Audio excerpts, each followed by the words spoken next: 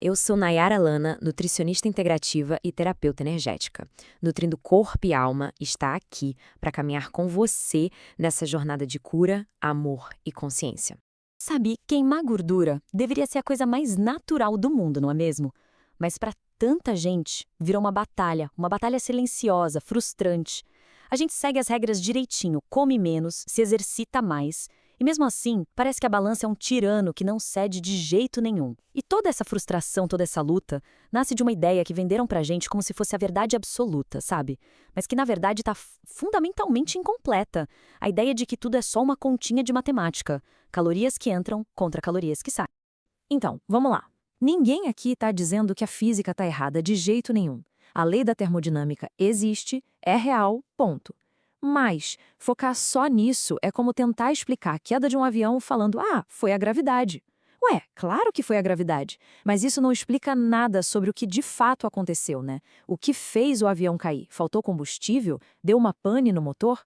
A pergunta que a gente precisa fazer não é só quanta energia entrou, mas sim qual foi a ordem que o nosso corpo recebeu. O que ele foi instruído a fazer com essa energia toda. Ok, então vamos mergulhar de cabeça nisso. Porque, olha, antes de pensar em contar qualquer caloria, a gente precisa entender a linguagem do nosso corpo, os comandos internos que ele segue sem nem piscar. Existe um guardião, sabe? Um verdadeiro maestro do nosso metabolismo que decide o destino de cada pedacinho de comida que a gente come. E o nome desse comando, desse maestro, são os hormônios. Pensa assim, ó, os hormônios não são só gerentes, eles são os verdadeiros controladores de tráfego do metabolismo. As calorias são os carros na avenida, trazendo a energia, mas são os hormônios que estão lá no cruzamento com apito na boca, dizendo para onde cada carro vai. Você para a fornalha, queimar agora. Você é ali para a garagem, estocar como gordura. A decisão final é sempre, sempre dele. E nessa história toda do metabolismo, tem uma personagem principal, sabe? Uma protagonista que rouba a cena. A insulina. E ela não é um hormônio qualquer, não. Ela é a mestra do armazenamento. Quando a insulina aparece, a ordem para cada célula do corpo é uma só. É alta, é clara, é direta. Guardar energia. Guardar para depois. E o processo é, nossa, de uma simplicidade poderosa. Funciona assim. A gente come principalmente carboidratos, aí o açúcar no sangue sobe. Para dar conta disso, o corpo libera insulina. E com a insulina lá em cima, o corpo inteiro entra em modo de armazenamento. E aqui, gente, tá o pulo do gato, a chave de tudo. Enquanto o corpo tá ocupado guardando energia, a porta de saída da gordura fica trancada. Trancada 7 chaves. A queima de gordura é literalmente pausada. Percebe a questão aqui? O verdadeiro problema talvez não seja a quantidade de energia que a gente consome, mas sim o comando constante para estocar.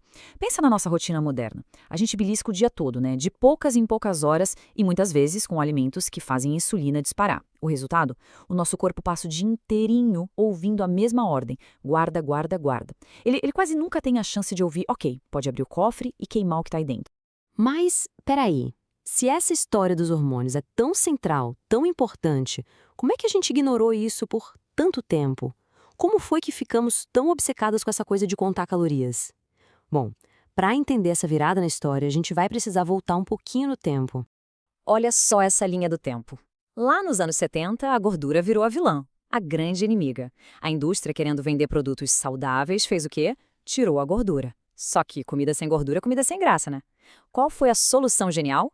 Encher tudo de açúcar e carboidrato refinado.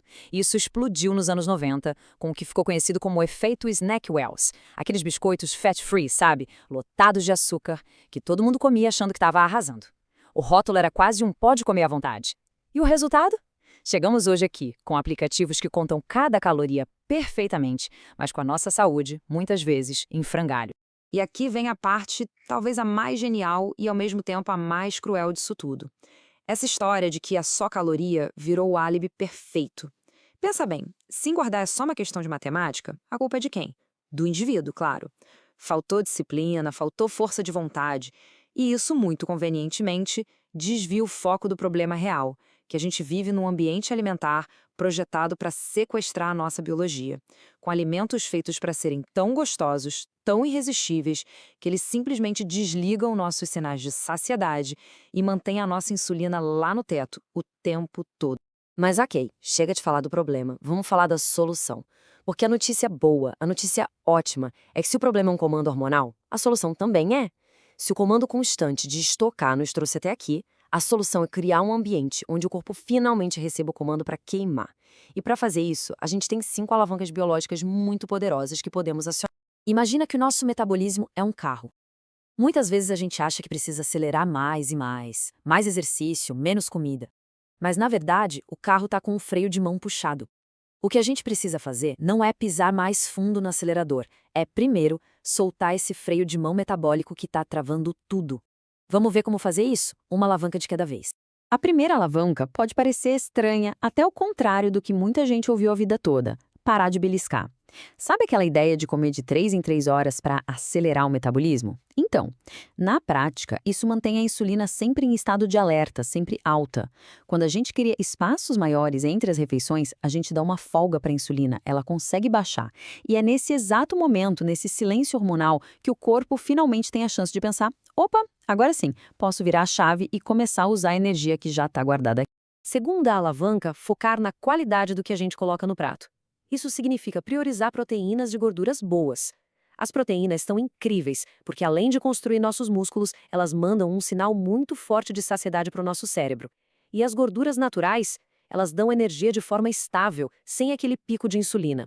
Atenção, a ideia aqui não é declarar guerra aos carboidratos, de jeito nenhum. É sobre fazer uma troca esperta. Trocar aquela energia super rápida e instável do açúcar por nutrientes que dizem para o corpo: calma, tá tudo bem, pode construir e se estabilizar. Alavanca número 3, construir músculo. Pensa no músculo como a sua armadura metabólica. É sério, os músculos funcionam como esponjas de glicose. Eles sugam o excesso de açúcar do sangue e ajudam muito a melhorar a sensibilidade à insulina. Então, quando a gente faz treino de força, a gente está construindo essa armadura, deixando o corpo muito mais inteligente e eficiente para lidar com a energia. É diferente de fazer só cardio em excesso, que às vezes pode até ensinar o corpo a ficar mais econômico. E, finalmente, as duas últimas alavancas, que andam juntas, como dois lados da mesma moeda: jejum e sono. O jejum intermitente, claro, feito com cuidado e orientação, cria janelas de tempo fantásticas onde a insulina fica bem baixinha, e isso abre a porta para o corpo acessar a gordura que está guardada. E o sono? Ah, o sono. Gente, sono é inegociável, não tem conversa. Dormir mal joga o cortisol, o hormônio do estresse, lá para cima. Isso aumenta o açúcar no sangue e força o corpo a produzir mais insulina. Ou seja, sabota todo o esforço feito durante o dia. Então, resumindo tudo isso, a proposta aqui é uma virada de chave. É uma mudança de perspectiva. É tirar o foco da matemática e colocar na biologia. Sair da quantidade e ir para a qualidade. Deixar de lado a punição e abraçar a nutrição. Sabe, talvez o nosso maior erro tenha sido tratar o nosso próprio corpo como se ele fosse um inimigo. Algo a ser domado, controlado à força. Mas a verdade é que ele sempre esteve do nosso lado. Ele só estava respondendo de forma perfeita aos sinais que a gente estava mandando. O problema nunca foi o corpo. O problema foram os sinais. Então, o ponto central de tudo é este. O objetivo não é forçar o metabolismo. Não é uma luta, é simplesmente criar as condições certas para ele fazer o que ele já sabe fazer com perfeição. Ninguém precisa ensinar o coração a bater, certo? E ninguém precisa ensinar o corpo a queimar gordura. Ele só precisa que a gente pare de atrapalhar, pare de mandar os sinais errados. E é essa a reflexão que fica. E se a resposta nunca foi sobre lutar contra o próprio corpo, mas sim sobre começar a escutá-lo? E se, em vez de mais esforço, mais restrição, mais briga, o que a gente realmente precisa for de mais alinhamento, um alinhamento com a nossa própria biologia, que é tão incrível? Se você gostou desse vídeo, comente, curta e compartilhe para que mais pessoas iniciem sua jornada de cura e consciência.